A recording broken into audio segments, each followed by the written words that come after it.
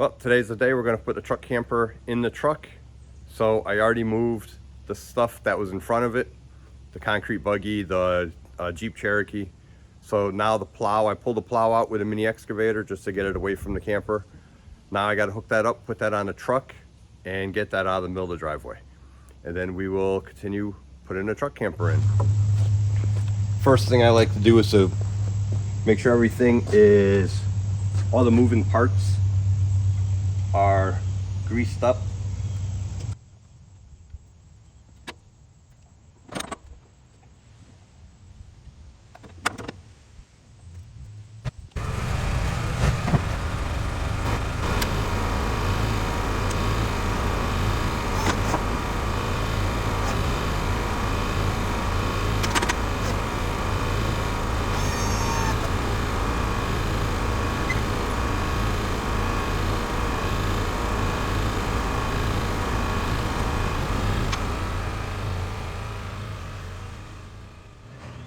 All right, so let me apologize. I forgot to hit record on the camera for hooking up the plow, driving up to it, lining it up, all that kind of stuff. It was one of my best, quickest, easiest times too. So, but this is just moving the plow. So before the snow flies, I'll be hooking that plow up many more times. So there it is sitting right there. So you have to catch the next video on how to hook the plow up. All right. So now we got to start taking the dump bed out of the truck. Let's go get the excavator.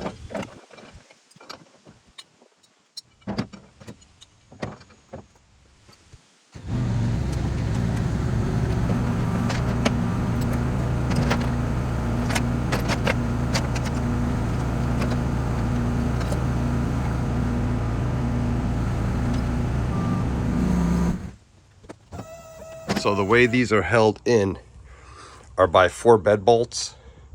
You take out your bed bolt and you put this bracket underneath it and it clamps it down. So I have one here, one there, one on that back bed rail going backwards and backwards. Those two prevent the bed from sliding out. This one prevents the bed from sliding side to side. So if you had them all facing this way, the bed could still slide theoretically that way. So that way you have it held in all 4 directions, left, right, and forward and back. So I have all quick disconnects on mine. I have LED light wire over in that corner, I think, or in this corner. There's a power wires right there coming from the battery. And then I have all my control wires right here on quick disconnects. And then I have my stiff arm for safety right here. So normally the way I do it is I undo those back 2 bolts first. Then I can lower it. I got to have the bed all the way up to get the impact gun back to those back 2 bolts.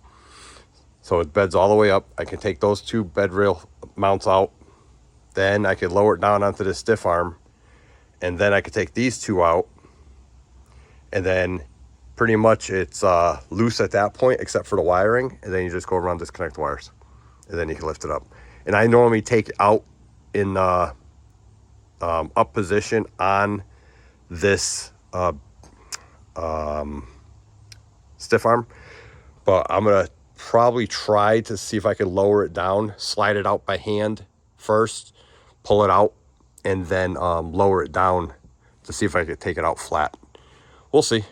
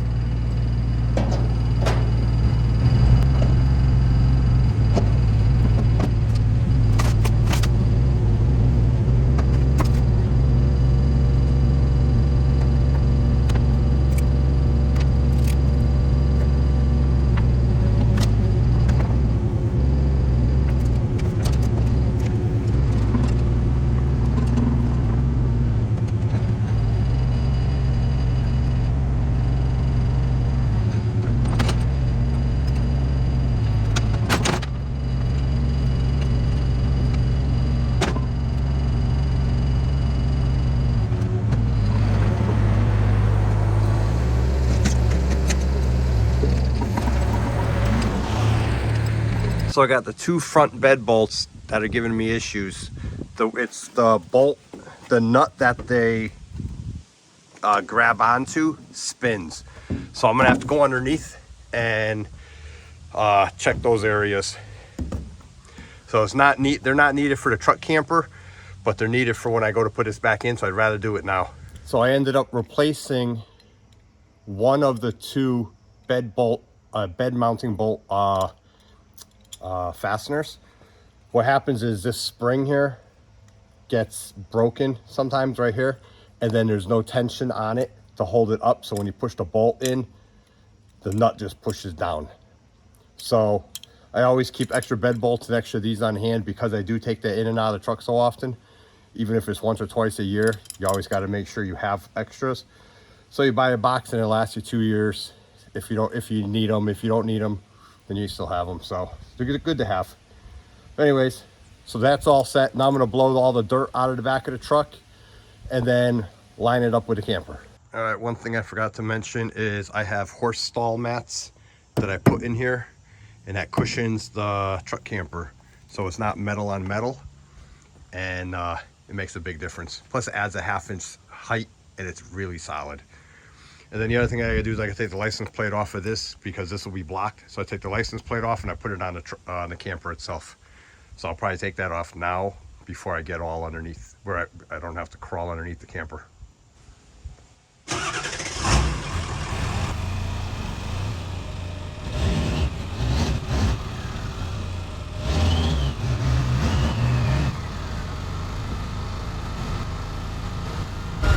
So I'm gonna try to talk over the truck. One thing I do is I have a center mark on my camper, and then I make on the mats, I make a center line going all the way down. So it helps you kind of guide it. As long as the mats are centered and they're 4 feet wide, so that's right at 2 foot. As long as the mats are centered, it kind of helps center the camper. You can't really get it perfect, but it's a lot better than eyeballing it. At least you have a guide, because you got to back this thing up now into it.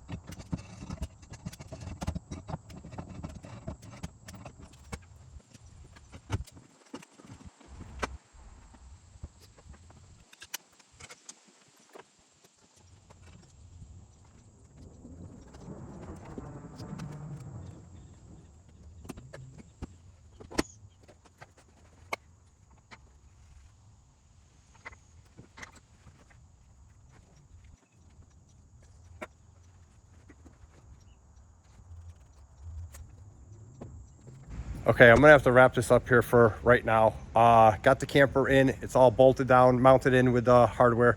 But family emergencies come first. I gotta go.